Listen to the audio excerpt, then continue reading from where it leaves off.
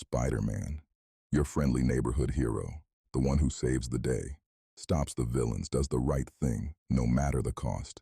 At least, that's how the story is usually told. Because when you really look at it, when you slow things down and pay attention to what happens after the fights, a different pattern starts to show. People don't just get saved around Spider-Man, they suffer. During a battle with the Green Goblin, Spider-Man does what he always does. He tries to save everyone, but this time, he's too late.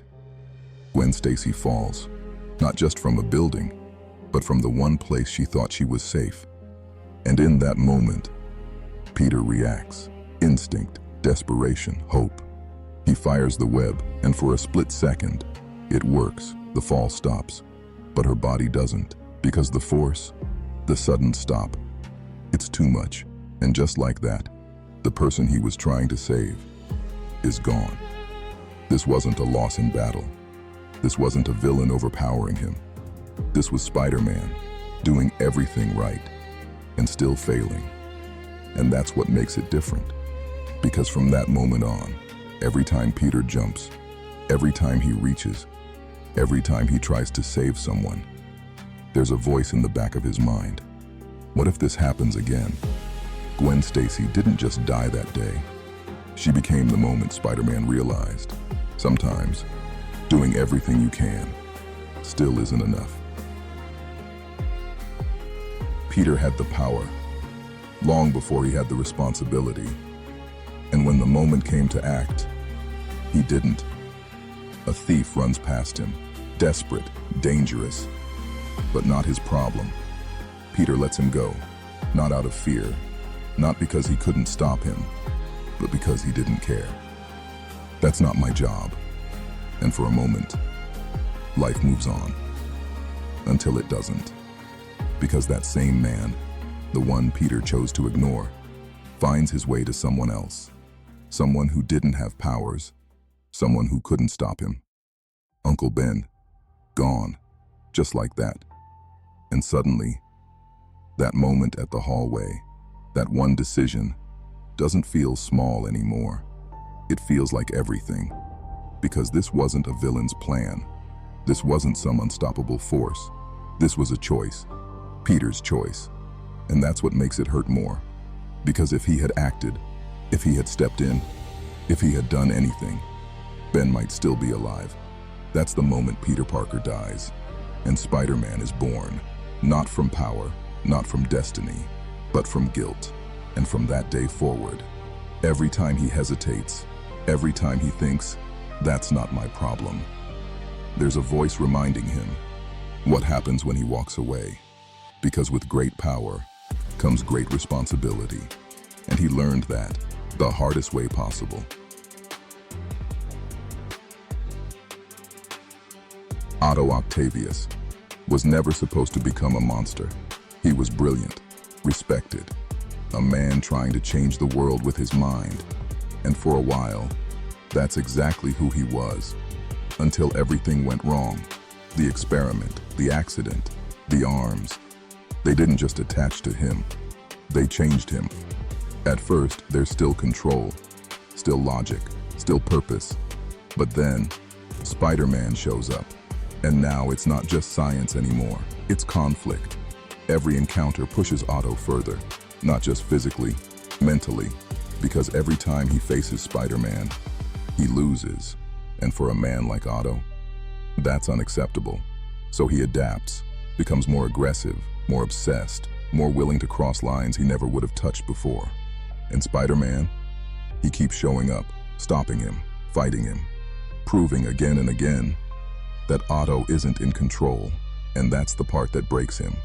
Because Otto doesn't see himself as a villain. He sees himself as the smartest man in the room, the one who's right, the one who should win. But every time Spider-Man stands in his way, that belief cracks a little more. Until eventually, there's nothing left to protect. No reputation, no restraint, no line he won't cross. Just Dr. Octopus. And the truth is, Spider-Man didn't create the accident. But every fight after that, every loss, every moment Otto was pushed further into obsession, helped turn a brilliant man into something else entirely. Curt Connors never wanted power. He wanted a cure, a way to fix what he lost, a way to become whole again. And for a moment, it worked. The missing arm, restored. The impossible, achieved. But it didn't stop there, because the cure wasn't just a cure. It was a transformation, and every time it happens, Curt disappears, replaced by something else, something stronger, more aggressive, more unstable. So Spider-Man does what he always does.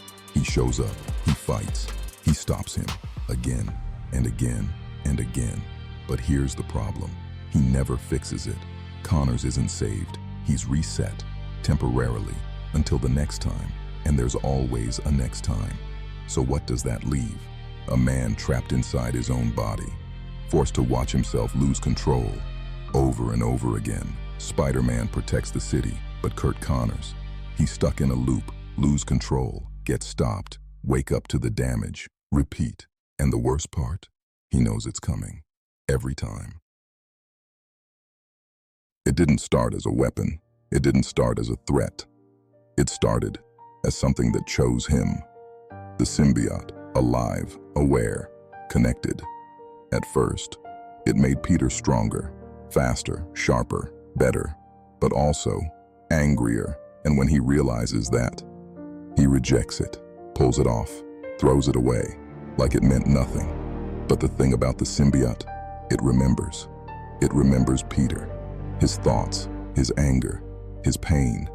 And then, it finds someone else, Eddie Brock, a man already broken, already angry, already blaming Peter Parker for everything that went wrong in his life. So when the symbiote bonds with him, it doesn't create something new. It amplifies what's already there. Now it has a host who hates Spider-Man, and the memories of the man who rejected it. That's how Venom is born, not just from power, but from resentment. And that's what makes him different. He doesn't just fight Spider-Man. He knows him, how he thinks, how he moves, how he hesitates. Because in a way, Venom isn't just an enemy. He's everything Spider-Man tried to throw away, coming back with a purpose. Harry Osborn wasn't supposed to be an enemy. He was Peter's best friend, someone who trusted him, stood by him, believed in him. But Peter had another life, a secret he could never share.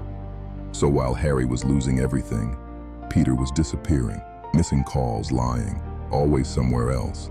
And from Harry's perspective, it didn't look like sacrifice. It looked like abandonment. Then his world starts falling apart. His father, his legacy, the pressure. And Peter, the one person who could have been honest, wasn't. So Harry starts looking for answers, trying to make sense of everything, trying to take control of a life that keeps slipping away. And that's when it happens. The turn, not all at once, not in some dramatic moment, but slowly. Pain turning into anger, confusion turning into obsession, until eventually, he stops trying to understand Peter and starts blaming him. That's how the Green Goblin is born, not just from power, but from betrayal. Because in Harry's mind, Peter wasn't protecting him, he was hiding from him. And that's the tragedy. Spider-Man was trying to save everyone, but the closer he got to danger, the further he got from the people who needed him most. Flash Thompson always knew who his hero was. Spider-Man, strong, confident, everything he wanted to be. But Peter Parker, he saw something else. Weak, awkward, an easy target. So every day, Flash tore him down. Jokes, shoves, constant pressure, not knowing. He was hurting the same person he looked up to. And that's where it gets complicated. Because Flash didn't hate Spider-Man. He admired him, respected him, wanted to be like him. But Peter, he got none of that. So what does that do to someone?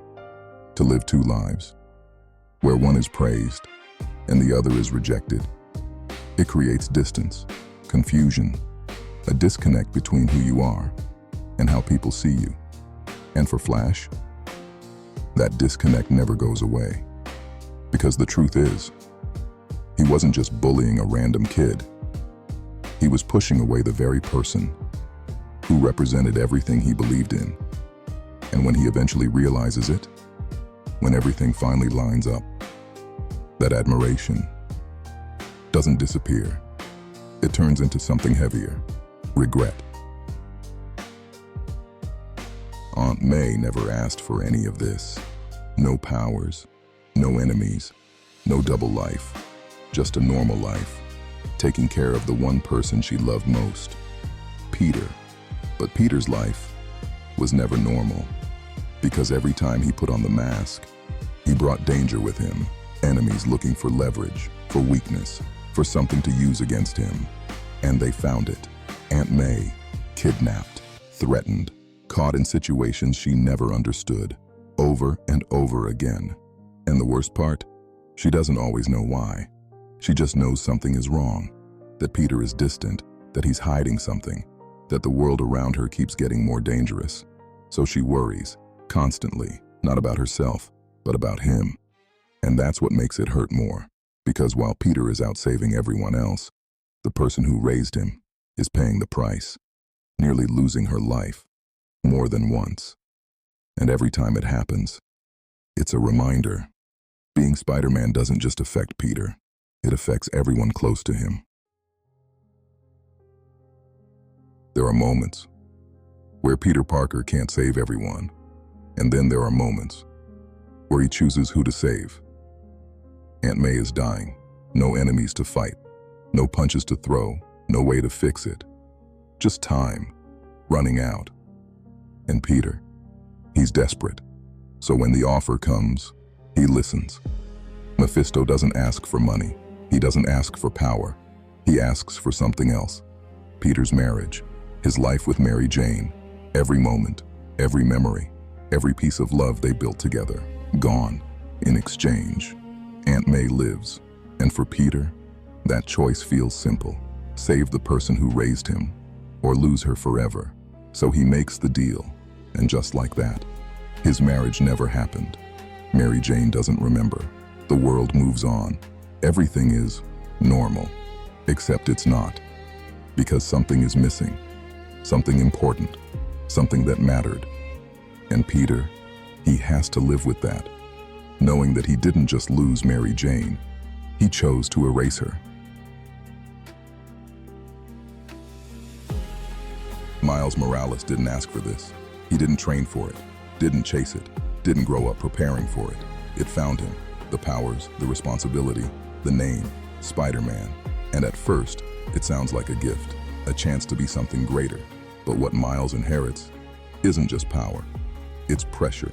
Because being Spider-Man means you don't get to fail, you don't get to hesitate, you don't get to walk away. And Miles, he's still figuring out who he is. But the world doesn't wait for that. It needs Spider-Man now. So he steps in, takes the mask, takes the hits, takes the responsibility for a life that was never his to begin with. And that's where it gets heavier. Because to everyone else, he's not Miles, he's Spider-Man. That means the same enemies, the same danger, the same expectations. And when he's captured, when he's beaten, when he's pushed to his limit, they don't see a kid, they don't see someone new. They see Spider-Man, and they treat him like it, which means the pain doesn't lessen, the pressure doesn't ease, it transfers from Peter Parker to Miles Morales. And now he has to carry it, not just the name, but everything that comes with it. And here's the truth about Spider-Man. He is a great hero. He saves people. He stops villains. He does what most people wouldn't even try to do. But that doesn't mean everything gets better. Because saving the day doesn't mean saving everyone. Sometimes, it means choosing who you can save and living with who you couldn't. That's the part no one talks about. Because behind every victory, there's a cost.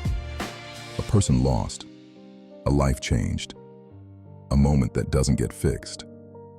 In Spider-Man, he remembers all of it. Every time he swings into a fight, every time he reaches out to save someone, there's always that question, what if this goes wrong again? So yeah, Spider-Man is a hero, but being a hero doesn't always help. Sometimes, it just means you're the one left carrying everything that didn't.